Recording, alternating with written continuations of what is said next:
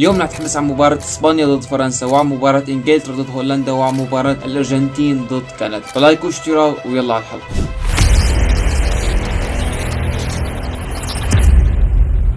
مرحبا فيكم بقناتي، انا ياسوس. بتحب المحتوى الرياضي اعمل اشتراك للقناة ولايك للفيديو، طبعا حط لنا لايك كبير لانه للصراحة التفاعل والمشاهدات سيئة جدا، فاللايك مهم جدا وبيخلينا نحسن المحتوى ونطور الفيديوهات اكتر واكتر.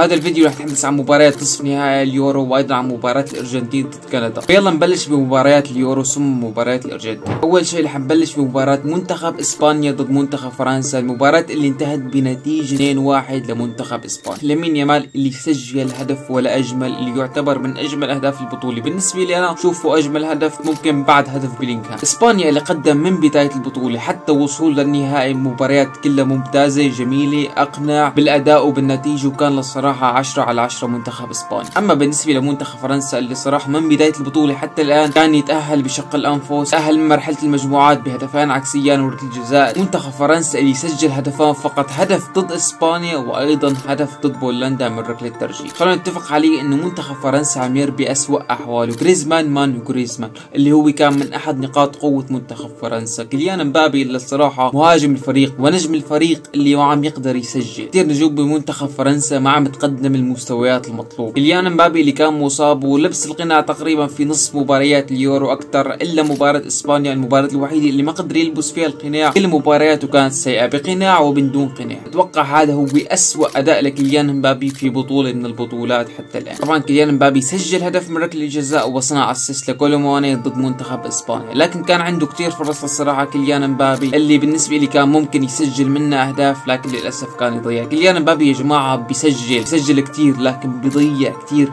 عم حاول لاقي شيء امدح فيه منتخب فرنسا، لكن للاسف ما في اي شيء امدح فيه منتخب فرنسا. بالنسبه لمنتخب اسبانيا اللي الصراحه بتحس هذا المنتخب كانه فريق، كانه اللعيبه للصراحه بتتدرب وبتعرف بعضها من زمن طويل. دي لا فوينتي للصراحه اللي يحترم على المباريات اللي عم يقدمها. اللاعبين اللي عم يجوا من الدكه عم يقدموا المستويات المطلوبه. انا ما عم اقول لك في لاعبين نجوم قادمين من الدكه، لا، لكن اللاعبين للصراحه عم يعطوك المستوى المطلوب. مو المفروض يكون اللاعب نجم حتى يعطيك الاداء المطلوب. اسوأ لاعبين منتخب اسبانيا عم يقدموا للصراحه مستويات جيده مقبوله، مثل موراتا. فينا نقول موراتا للصراحه فينا نقول ما عمل اي شيء، لكن كان عنده ادوار مهمه في وسط الملعب وايضا ادوار دفاعيه. فعلا منتخب اسبانيا منتخب محترم، واكثر منتخب يستحق انه يفوز باليورو. طبعا كلنا بنتفق اللي هو منتخب اسبانيا. بالنسبه لامين يامال يا جماعه، لاعب كل يوم عم يفاجئنا اكثر واكثر. سجل هدف التعادل امام فرنسا، ومو اي هدف يا جماعه، هدف للصراحه من اجمل اهداف البطوله. حتى لامين يامال قبل هدف كان عاطي فرصه لفابيان رويز خطيره راسيه، لكن فابيان بيضيع هي الفرصه. لامين يامال اكثر لاعب عمل فرص محققه في بطوله اليورو. ويا جماعه فقط تذكروا ان اللاعب 16 عام، يعني رح يصير عمره 17، لكن مع هيك بيضل عمره صغير. اصغر لاعب حاليا بيسجل في بطوله اليورو وتاريخ اليورو. في بعض الاشخاص ممكن تنسى مساله العمر، لكن فكر بهيك عمر مين في لاعب قدم هي المستويات بعمر لامين يامال. في بعض الاشخاص بتحكم على هذا اللاعب وكمان هي ما شافته ببرشلونه. كان لامين يامال اللي يعمل ببرشلونه اكثر من هيك، وايضا لامين يامال عنده هيك اهداف مع برشلونه. اللاعب من بدايه البطوله حتى الان مستوى ثابت، مستوى ممتاز. اللاعب بيصنع. لامين يامال عنده 3 اسيست وحاليا عنده هدف. لامين يامال اتوقع ضمن جائزه الجولدن بوي للصراحه من زمن طويل، وممكن يكون منافس على الكره الذهبيه. انا ما عم اقول لك ياخذ الكره الذهبيه، لا، لكن رح اقول لك على الاقل لامين يامال بيكون بين التوب 10. نجي حاليا على مباراه منتخب انجلترا ضد منتخب هولندا. انجلترا اللي قدر يفوز بالدقائق الاخيره على منتخب هولندا بنتيجه 2-1. الشوط الاول اللي الصراحه كان ممتع، هولندا سجلت وايضا انجلترا سجلت. اما بالنسبه للشوط الثاني قدرت انجلترا بالدقائق الاخيره تفوز على منتخب هولندا، اللي فينا نقول بالشوط الثاني كان قليل الفرص، وايضا كان الشوط الثاني ممل جدا. وفينا نتفق جميعا انه منتخب انجلترا هي افضل مباراه بيقدمها في اليورو حتى الان، وممكن يقدم مباراه افضل ايضا امام اسبانيا. كنا عم نقول من بدايه البطوله الفرق مثل منتخب فرنسا، منتخب البرتغال، منتخب انجلترا، هول الفرق الثلاثه رح يقدموا مستويات سيئه، وكل ما تقدموا اكثر واكثر رح تزيد مستوياتهم ويقدموا اداء افضل وافضل. هذا الشيء اللي عمله منتخب انجلترا في مباراه كثير كان سيء فيها. مرحله المجموعات كان انجلترا من اسوء الفرق، في فرق متواضعه مثل سلوفاكيا او سلوفينيا او اسكتلندا قدمت مستويات افضل من انجلترا بمراحل. منتخب انجلترا في دور 16 قدم مباراه سيئه، اما بالنسبه امام سويسرا في دور ربع النهائي قدم مباراه جيده مقبولا، وكان افضل من سويسرا في بعض الاوقات. وبالنسبه لنصف النهائي امام هولندا قدم مباراه فينا نقول 8/10. المنتخب انجلترا يستحق انه يتواجد في نهائي اليورو. اذا بدنا ناخذ فقط مباراة هولندا ضد انجلترا، انجلترا نسبيا كان افضل من هولندا، وانجلترا استحق يتأهل على منتخب هولندا. لكن اذا بدنا ناخذ مجمل البطولة الصراحة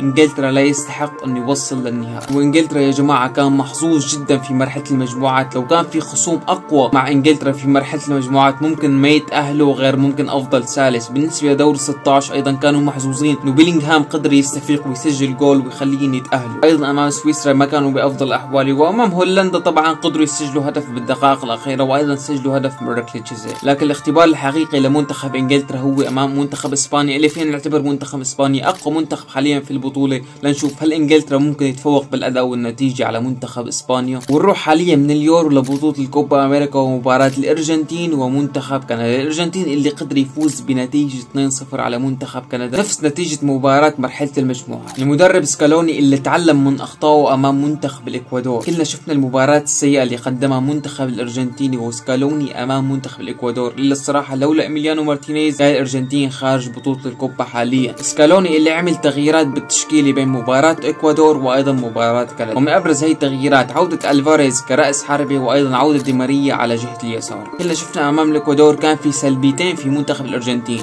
انه كان موجود ميسي ولوتارو مارتينيز في المقدمة، وهذول اللاعبين للصراحة بدافعوا. ميسي بدافع طبعا بحكم العمر، وكلنا بنعرف ميسي حاليا بدافع نهائيا. اما بالنسبة لوتارو مارتينيز لاعب هو هيك ما بيحب يجري، فمن ضروري انه يكون الفاريز بالتشكيل الاساسية، لانه لاعب قادر يضغط صح، قادر يدافع صح، وقادر للصراحة يغطي على ميسي. وايضا بالنسبة لماريا اللي بيكون على جهة اليسار، لانه امام الاكوادور شفنا للصراحة جهة اليسار معدومة كليا. فبحترم سكالوني اللي الصراحة من المدربين اللي بيغلط بالمباراة الثانية بصح اغلاط. طبعا الفاريز اللي سجل هو الهدف الاول وكان هدف جميل جدا، اما الهدف الثاني اجى عن طريق ميسي اللي انزو سددها، لكن ميسي قدر يغير اتجاهها وسجل الهدف الاول في بطولة كوبا امريكا. طبعا هدف عادي يا ميسي، لكن المهم انه ليونيل ميسي سجله. شيء جميل يا جماعة انه بعد الهدف ميسي راح مباشرة لعند انزو واعتذر منه، وايضا بالتصريحات بعد المباراة ميسي اعتذر من انزو. خلونا نعترف ونتفق انه ميسي حاليا ما عم يمر بافضل احواله، وميسي قدم اتوقع اسوأ مباراة له امام منتخب الاكوادور من زمن بعيد جدا. اللي ممكن تسألني اسوأ مباراة لميسي كانت ضد منتخب الاكوادور، لكن ميسي امام كندا كان افضل بكثير من مباراة الاكوادور. قبل اصابة ميسي كان ميسي ممتاز، صح ضيع بعض الفرص في اول مباراة ضد كندا، لكن ميسي قدم مستويات جميلة جدا، عطى اسيست، كان يراوغ، كان يصنع. لكن ميسي بعد الاصابة العضلية تراجع شوي مستواه، واتمنى ميسي يقدم مستويات افضل بكثير في النهاية. طبعا انا كمشجع ارجنتيني اتمنى ميسي يختم بمسيرته مع منتخب الارجنتين على الاقل بلقب بكوبا امريكا. وطبعا منتخب الارجنتين رح يواجه اما منتخب كولومبيا او منتخب الاوروغواي. انا حاليا عم صور حلقة وبعد 3 ساعات تقريبا رح تبلش مباراة منتخب كولومبيا ومنتخب الاوروغواي. للصراحة منتخبان قويان جدا، واتوقع لو واجه الارجنتين كولومبيا او الاوروغواي رح تكون مباراة نهائية صعبة على منتخب الارجنتين، لكن ان شاء الله بطولة كوبا رح يفوز فيها منتخب الارجنتين. شكرا لك تابعت الفيديو الاخير، لا تنسونا باللايك والاشتراك. بنعتذر على التقصير للصراحة على القناة، 5 ايام او 6 ايام عم ننشر فيديو، لكن ان شاء الله بعد نهاية بطولة اليورو رح ننزل فيديوهات اكثر واكثر بخصوص اخبار كرة القدم وايضا الميركاتو الصيف. يلا سلام. يا بابا يا بابا يا بابا يا بابا يا بابا يا بابا يا بابا الارجنتيني